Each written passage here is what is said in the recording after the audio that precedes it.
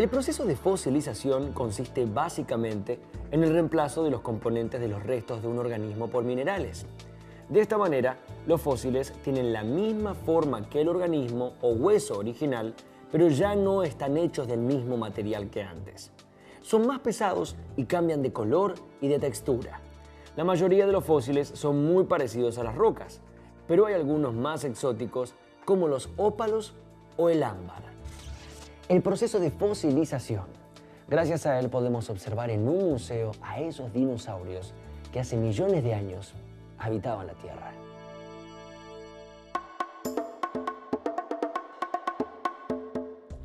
Un ser vivo, por ejemplo un trilobite, muere y queda sobre el suelo. A partir de ese momento, si el ser vivo queda completamente enterrado, se inicia el proceso de fosilización. Si el cuerpo queda cubierto rápidamente por sedimentos que evitan el contacto con el aire húmedo, los microorganismos no pueden descomponer el cadáver. Al pasar el tiempo sobre los huesos del animal, se depositan capas de sedimentos que lo van tapando completamente. Las lluvias comienzan a arrastrar minerales que se ponen en contacto con los huesos del trilobite. Los huesos quedan sometidos a grandes presiones debido a la gran cantidad de suelo que se encuentra sobre él. A través de una serie de procesos físico-químicos se produce la sustitución de materiales orgánicos presentes en el hueso por material inorgánico del suelo como sílice o algún otro tipo de mineral que no se descompone. Luego de muchos millones de años, el material orgánico es sustituido completamente por el material inorgánico, produciéndose lo que se denomina mineralización o petrificación del hueso. Hasta que, por desplazamientos de las capas del suelo, el fósil queda expuesto a la intemperie.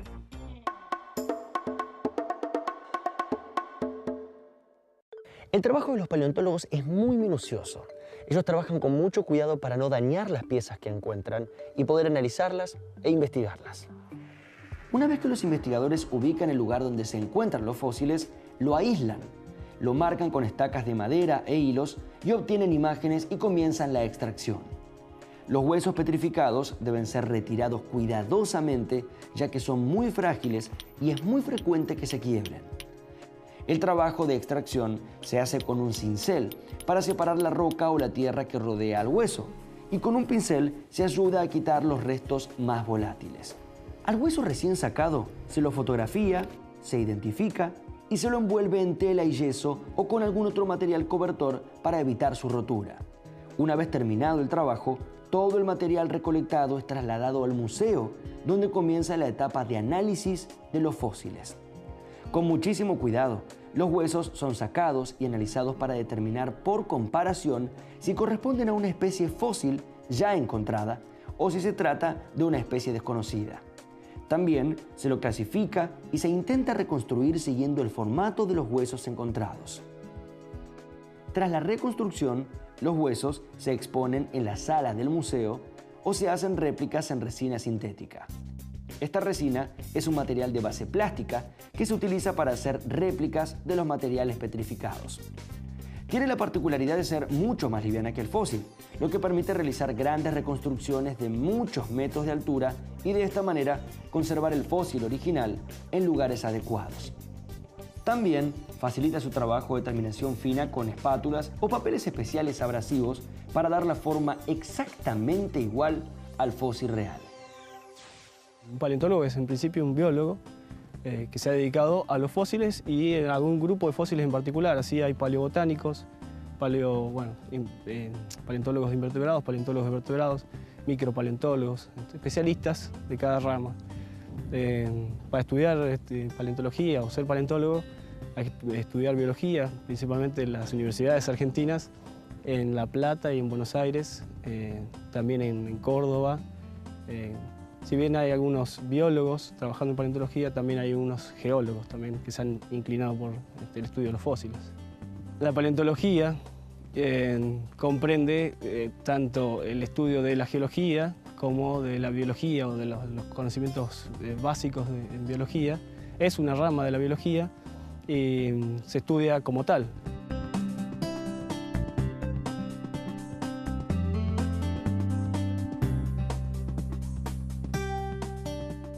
La paleontología, bueno, produce conocimiento sobre los fósiles. También, por otro lado, ese patrimonio va acompañado de una colección, en este caso de los objetos de estudio, de los fósiles, en colecciones particularmente bien preservadas, para que se puedan seguir estudiando durante décadas y comparando a medida que van apareciendo otros hallazgos, ¿no? Como todos los científicos, los paleontólogos deben dar a conocer sus hallazgos, teorías o interpretaciones al público en general y a sus colegas en todo el mundo. Una manera de hacerlo es publicar sus estudios en revistas científicas, participar en congresos o realizar charlas en diferentes ámbitos. Gracias a su trabajo, cada día sabemos más de estos extraños seres que habitaron la Tierra. Los dinosaurios.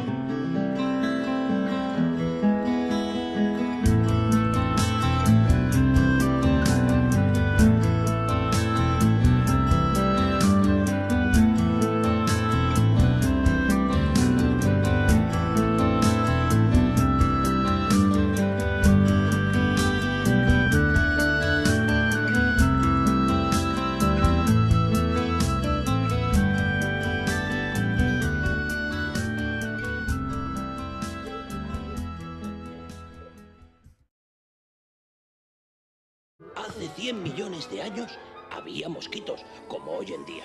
Y también como hoy en día se alimentaban de la sangre de los animales, hasta de los dinosaurios. A veces, después de picar a un dinosaurio, el mosquito aterrizaba en la rama de un árbol y quedaba atrapado en la savia. Con el paso del tiempo, la savia se endurecía y quedaba fosilizada, como los huesos de los dinosaurios, conservando el mosquito dentro. Esta savia fosilizada, que llamamos ámbar, esperó durante millones de años con el mosquito dentro